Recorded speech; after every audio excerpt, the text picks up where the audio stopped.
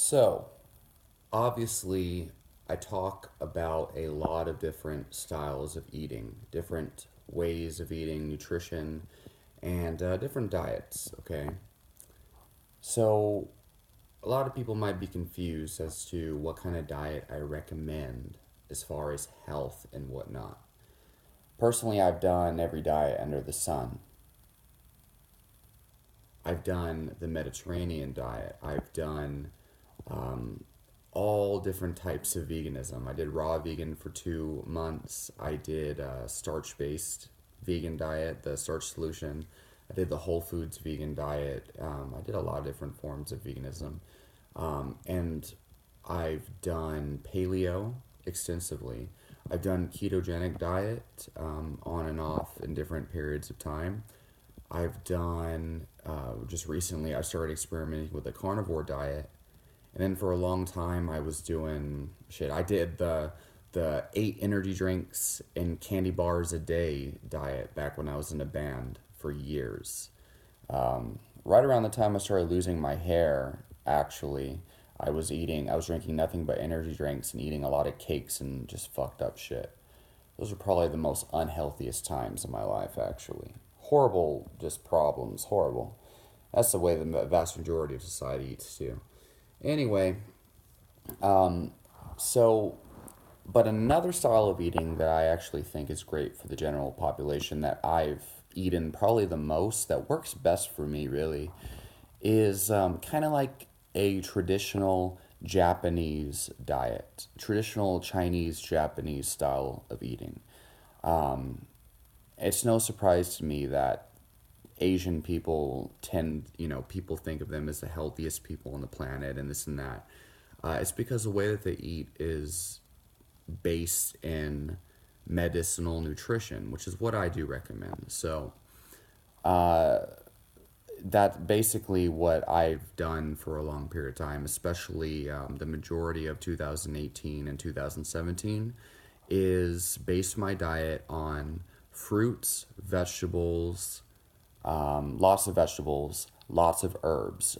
Basically, a lot of my diet is herbs, okay, or was herbs, turmeric, cayenne pepper, culinary herbs of all different kinds, garlic. These are all medicinal herbs, really. Black pepper, etc. Greens, green vegetables, different types of squash, and then like jasmine rice, lots of jasmine rice, jasmine white rice, because brown rice and other complex carbohydrates cause irritable bowel syndrome and Crohn's disease symptoms for me, as well as psoriasis and other problems. And so, sticking to white rice or jasmine rice removes the hard to digest fiber and the anti nutrients that would be found in the complex carbohydrate or the whole grain. And if you notice, Asian countries tend to eat more white rice than anything. And so essentially, what I was eating is a diet that was based on meat, fruit, vegetables, lots of culinary herbs and herbal medicine, lots of tea, and jasmine rice, as well as sweet potatoes and white potatoes. And I experienced great vitality on that diet. Now, I feel like most people would run into a lot of problems when they start to consume more of the ancient grains and the black rices and red rices and things. For me personally, that caused me the most health problems I've ever experienced. But for people who can eat them, there's no reason to cut them out of your diet, right? So, at a baseline, I don't recommend any particular diet to the average healthy individual.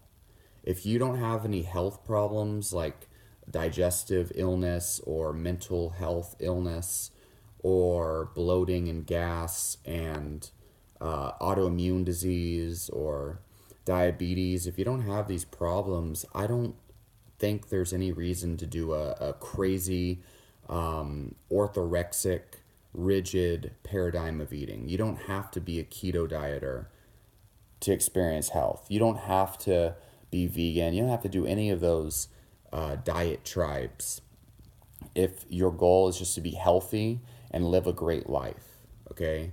The less rigid you are, as long as you stick to whole foods, the better off you'll be unless you have a specific disease you want to heal. My recommendation is to see food as medicine. My recommendation is not to follow any diet paradigm, any tribe. I'm not recommending people to eat paleo, to eat vegan, to eat keto, to eat carnivore.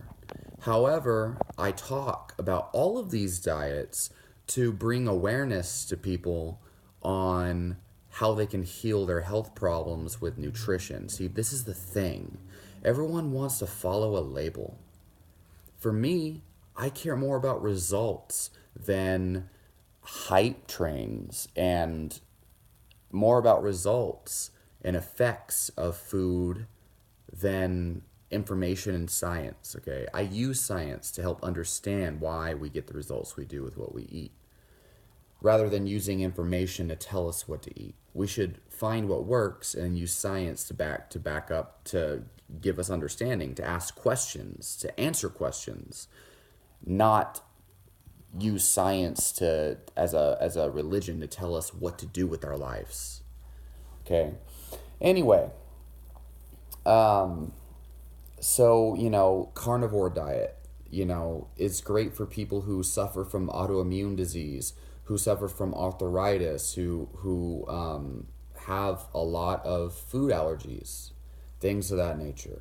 A ketogenic diet is an amazing way to reverse diabetes and improve their insulin sensitivity to the point where they can add carbohydrates back into their diet. Many people have done this. Intermittent fasting can do a similar thing regardless of what you eat. So, I mean, you don't have to do keto or carnivore or paleo or Mediterranean or anything like that, or vegan, to be healthy. But to reverse disease, that's a different story. If you can, like, the more variety you can add in your diet without symptoms and problems, the better off you're going to be. If you look at the blue zones, it has nothing to do with removing meat, okay? And it has nothing to do with eating primarily plant food. So that's kind of part of it. The reason why those people live so long is because, number one, they remove a lot of rigidity from their life. If you notice, they live a much less anxious life than the vast majority of people. Those populations, they're religious. They pray. They have social gatherings. The Seventh-day Adventists, at least, and the people of Crete and the people of Okinawa, they're more about like society, morals, family, get-togethers. The Mediterranean countries. They have a great social support thingy-mabobber, social support, and with diet, it's variety. That's what I was trying to get at. They eat a large variety of foods. That's why they live so long. That's why they have less disease.